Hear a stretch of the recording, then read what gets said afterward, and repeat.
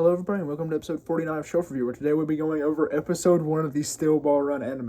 And I'll just tell you guys, it lived up to the hype. I was so excited. Legit, this morning, first thing I did, whipped open Netflix, started watching. I got through like a quarter of the way. And then I finished up later today. And it's phenomenal. It's so good. I loved it. So I guess I'll kind of go over the story first. First, we see the Sandman scene where Sandman is running away from his tribe members because he has been caught with white man literature, and he's a Native American, and he's running away. He eventually hides, and he's reading a newspaper that tells about the Steel Ball Run. Now, this scene actually is longer in the manga, which kind of was a little bit of a disappointment for when we first got introduced in the anime, but I wasn't complaining because Sandman's design looks stunning. It is phenomenal. Like this design of just Sandman alone. Like I already liked Sandman as he's like one of my favorite characters in Steel Ball Run. He bumped him up a couple notches because his design looks so cool in the anime. I love it. But we see the scene, and actually in the manga, we see him talk with his sister about all a little bit of stuff, and about how he's been learning more about these the white men, like the certain skills and mysterious mystique around him. We end up seeing him go to like this alcove where there's a bunch of like circular holes in it, where it looks like possibly Gyro could have been thrown in steel balls. But that's just a bit of speculation. But we can see that some sort of power was used on that alcove, and it just kind of gives us a more in-depth introduction to the world of Steel Ball Run. But so we end up going and we see as Stephen Steele ends up introducing the Steel Ball Run to us, and we see as he's talking about how there's 9 stages, how it spans transcontinental, and the winner will end up winning $50 million.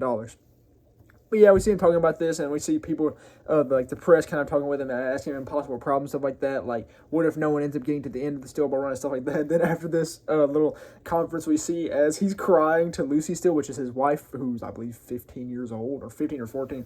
But we see him crying to Lucy, and though it's a weird, very, very weird relationship, I like to see that Lucy's actually there of her own volition, because you can see that she actually cares for Steven in this moment. So it's kind of cool to see that. Like, I don't really know how I can phrase that, but it's cool to see that she actually cares. And because later on we learn where she came from and why she's with Steven. And it's not, I don't perceive it as a really, I'd say, romantic relationship, at least as far as I ran in Steel Ball Run. So I believe it's more of like a caring, like kind of platonic. I don't really see it as romantic, so I may believe it's less weird then, but it still is weird. But yeah.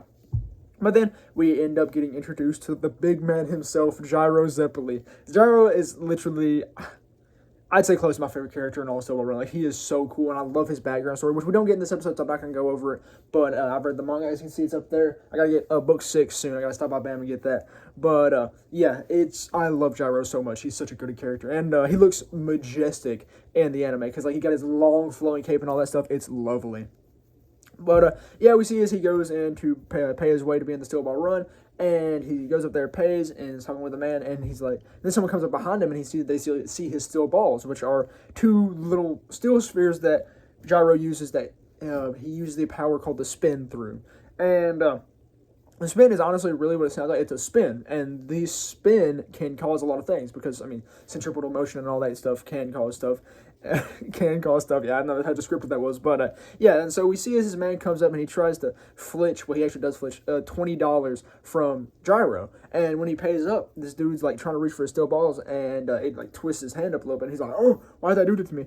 And Gyro eventually ends up getting a hold of him. He's like, yo, he asked the little clerk dude, he's like, how much do I have everything there? And he's like, no, you're $20 short. And he's like, oh, well, I see where it went to. And he tells the dude to give him his $20 back. He puts it up there, and he ends up going. Then the dude confronts him outside. He's like, yo, you didn't even know that I stole that. I stole that. And so you just went off on a blind guess. So he tries to attack Gyro, and Gyro ends up hitting him with the balls again. And this ends up making him mad. So eventually he ends up drawing a gun, and this dude is eventually apprehended. And well, with this, we see as the police are trying to get him together, and then Gyro's like, no, let him free. I'm not pressing any charges. And the dude ends up talking with Gyro a little bit more, and he ends up pulling a gun on him, and Gyro's like, I do something about it, bro. And he tries to shoot, and he is ultimately, he goes to shoot. Gyro throws a ball at him, he twists the gun, and he's like, all right, you're going to have to leave, or I'm going to use brutal force. And twists the gun, and bro, boom, blows his head off. I mean, he doesn't, it's not anything like crazy. It's not some like actual blowing head off. It's just like a anime shoot in the face. But, yeah, so Gyro has slimed this dude out with the balls, even though it was fair, because it was just a duel, and the police recognized that. But during all of this, we see a little an onlooker by the name of Johnny Joestar. He is the... I don't really know if we call him the protagonist of Steel Ball Run. Like, I feel like Gyro and Johnny are both the protagonists. Like, I believe they equally have protagonist roles. So I'm just going to call both the protagonists. No Deuterogon and stuff like that. They're both protagonists, in my opinion. But, and we see Johnny, and Johnny's like, yo, I need to learn the power of the spin. So he pulls up on Gyro, and he reaches out, and the spin gets him, and he raises up. He is a paraplegic individual, and so he cannot move his legs. He's paralyzed from the waist down, and I might have used that term incorrectly. I don't... Yeah, paraplegic, I believe that's two. So, yeah. So he's paralyzed from the waist down, and he comes up and he reaches for Gyro's ball, and it makes him stand up, and this instantly enthralls Johnny. Johnny's like, I gotta learn the spin. So he keeps harassing Gyro, and Gyro's like, I'm not gonna teach it to you. And he sees Gyro going off his horse after he finds him again, and he's wheelchairing after him. This old dude's like, get out of the way, geezer. And the geezer ends up coming back to him and tries to scuffle with him. He grabs him by his face and throws him, and he ends up coming back again, and eventually he uses dude as a ramp to ramp up over Gyro, fling himself out of his chair and grab for the balls, which Gyro then used to holding him up on like a overhang, and he's just telling him how he's not going to teach him the spin and all that good stuff, and how it won't give him his ability to walk back. But, yeah, so we end up progressing along from that, and we see a little bit of Johnny's backstory. We see that Johnny used to be a renowned jockey. He was from a jockey family. His brother ended up dying at a relatively young age due to an accident, which I know what happened because I've read, but I won't tell you yet. But we see as he does this, and he ends up going along and eventually became a jockey himself, became very well renowned. He became kind of pompous. And at this one point, he was at a movie theater with this girl, and he was going to see a movie, and there was a big line for it, and he ended up cutting in line. This dude was like, yo, I've been waiting here for like 2 days. You cut line, get to the back. And he refuses to. So they end up going to the movie. This dude is taken back, and eventually, once they're coming back out, the dude runs up and shoots Johnny in the torso. Now, in the manga, it looks more like it could have hit his spine. In the anime, it honestly looked like it blew through like his side. I mean, yes, they can still hit your spine, like ricochet, because, I mean, bullets ricochet like crazy in the human anatomy, or in between like those ribs and the skeletal system and all that good stuff. So, I mean, it still could have hit it, but it looks less convincing in the anime, but still, it doesn't really matter. He got paralyzed, and that is how he ended up, so.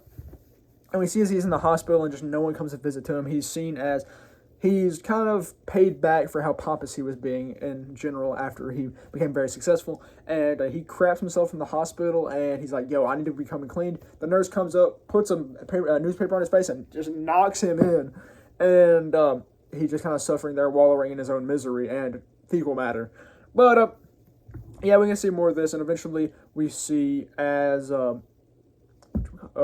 Johnny ends up trying to mount a horse. He's in a little stable area, but not a stable area. It's a ring fence. I don't know. I know there's a specific term for that, but he's holding on, and he's just going around, and we see him as he's hitting up against the fence and all that good stuff, and we see these two spectators are kind of making fun of him, and then we see Gyro comes up, and he's like, well, if he doesn't quit doing that, I can tell you one thing, he's most certainly one stubborn fool. And so he's dragging around.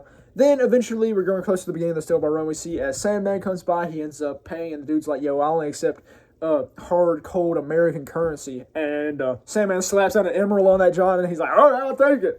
And so we see Sandman gets in, and he's like, yo, here's your number, and I will need your horse's nose print and all that. He's like, I ain't need no horse. And so we see as Sandman goes along, and then eventually we get prepared for the actual Steel Ball Run to start. And with the Steel Ball Run starting, we see as everyone lines up. We see as Johnny drags to the starting line, who's still just hanging on by his horse, and he sees Gyro, and Gyro's talking to him, and he's like, yo, I'll give you a first hint at the laws of spin. And he's like, you already know it. You already know how to do this. And so Johnny figures this out, and he's like, yo, horse, I need you to come down here and just lick me one more time. And he uses the horse's head to spin himself up and fling onto the top of the saddle. So he's good to race now. But, yeah, so after that, we kind of get everything set up. Everyone's preparing to go. And we see as the Steel Ball Run commences. And we see as everyone's running, everyone's going. And we kind of see the first little main patch. We see as Gyro is pulling to the front very early on. And Johnny's like, that's absurd. You can't push your horse like that all the way to New York. But Gyro's doing his thing. He's going, he's pushing.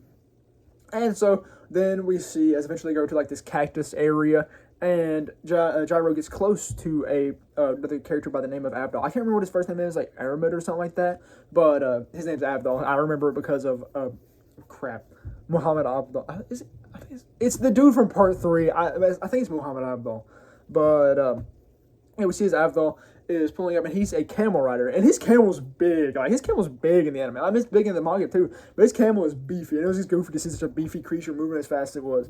But we see as he goes close to Gyro, and he's trying to knock Gyro off because ramming into other horses. It's allowed in the Steel Ball Run, and we see kind of ramming into him. And Gyro ends up ultimately thwarting this by throwing one of his steel balls with sand. It spins up sand, throws into Abdal's eyes, and his camel and his cactus end up running into his camel and him end up running into the cactuses and knock him off his horse. Then we see as everything commences along a little bit, and then we get to go to one of the goats. We get to see Poco Loco. Now, we see as Poco Loco was left behind because everyone started and he was like sleeping in. He was like, "Oh, they left me." And yeah. So we see as he starts to get out, and we get a little bit of background information on him. Now, all this doesn't really happen in this session. It's kind of split up, but I'll just tell you all. So Poco Loco was working on a farm, and he ended up going to a fortune teller who was like, "Yo, you'll have some top-tier luck." And she kind of resembles Inyaba from Part 3, but yeah, so she's like, "You'll have some top-tier luck." And he's talking with his granddad, who's talking about Poco Loco being a bum and not working. And he's like, "You could have made $150 if I would have thrown a good word in with you as the boss, but no, you're sitting here being a bum." And he looks at the newspaper and he sees that the Steel Ball Run is going to go about, and it's a $50 million prize, and that it only costs $150 to work to enter. And he's like, "Yo, Pops, what was that entry fee again?" And one thing I really liked about Poco Loco is Poco Loco's voice sounds exactly like I'd imagine it. Like, they did really good with the voices. Like, Gyro sounds really on par with me. Oh, yeah, also, I loved it how down pat they got Gyro's laugh is no to like what I perceived it as. But yeah, they did really good with that. They did really good with all the voice acting, honestly. Like, I love Johnny's. I was skeptical with Johnny's at first when I saw the trailers, but like now that I see it, it's pretty on par. And like I said, Gyro's is too, Poco Loco's is, Sandman is, and the only one I was kind of concerned about was Steven Steele, because he just has a little bit more of a deeper voice than I thought he would have. I just thought he sounded a little bit more cowardly or something like that, kind of like an Usopp or something like that. But yeah, it doesn't really matter. And so we end up seeing Poco Loco end up entering, and we see as he is at dead last, but he actually starts going, and we actually get to see his horse number. And I didn't notice this in the manga when I read it, but his number is 777, which is all lucky number, since 7 is a lucky number, supposedly, if luck is a thing.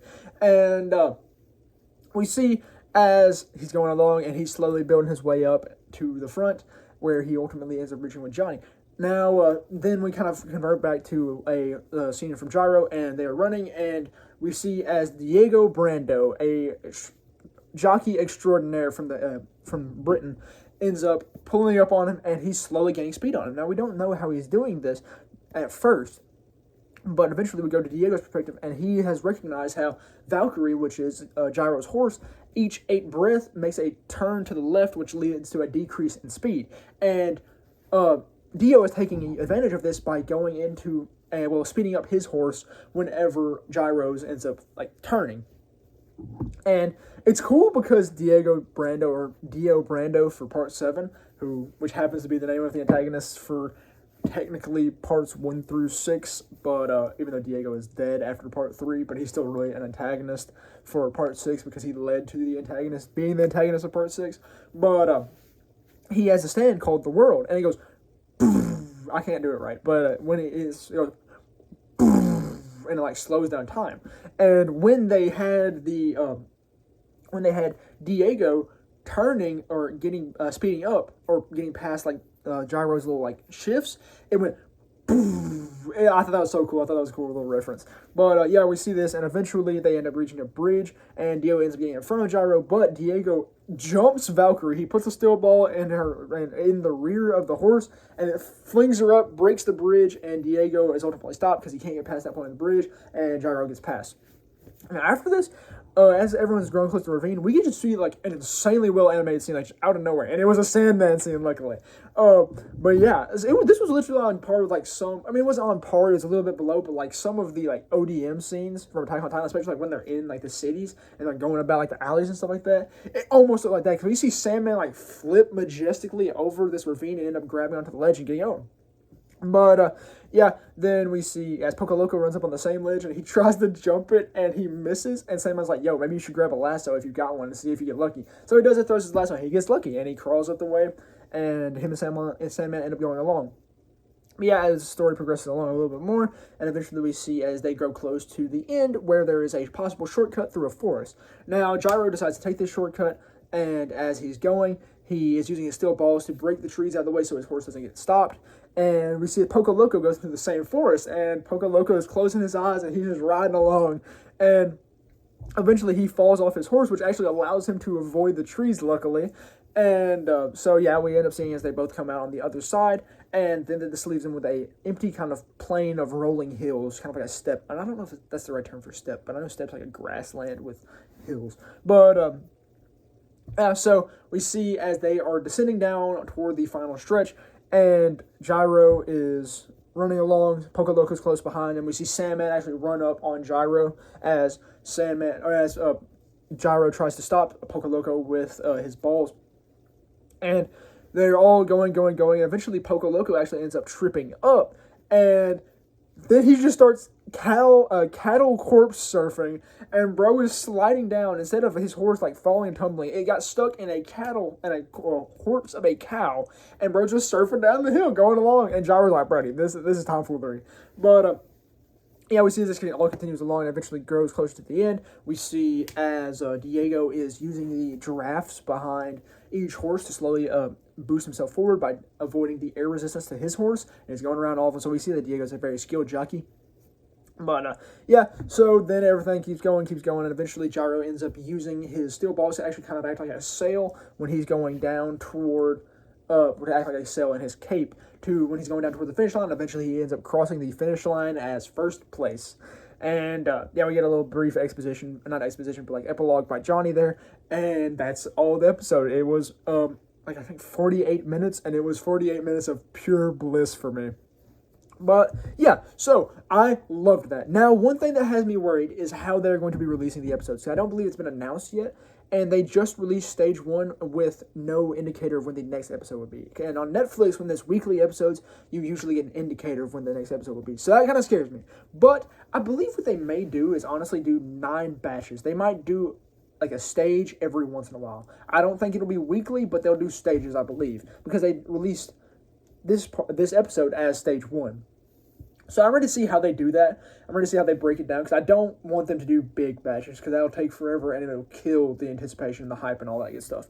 But I would really prefer if they did weekly. I don't know if they will. Like I said, I don't believe they will, because it would be peak if they do weekly, because I just love weekly anime releases, because it gives you something to look forward to each week.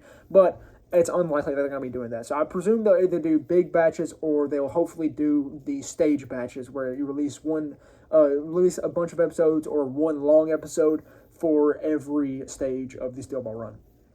But yeah, like I said, it was phenomenal. I loved the animation. There was such good voice acting, such good art. I loved how vibrant the art was, and I loved how the background people weren't shadows like they were in Part 6. And it's very important for Steel Ball Run, because there's so many characters always on screen on panel in Steel Ball Run. So it's cool to have them all vibrantly animated and colored and all that good stuff. So yeah, I just really loved it. I cannot wait to see what they do next, or when the next episode will come out. And I'll almost certainly be making a video on it when it does come out.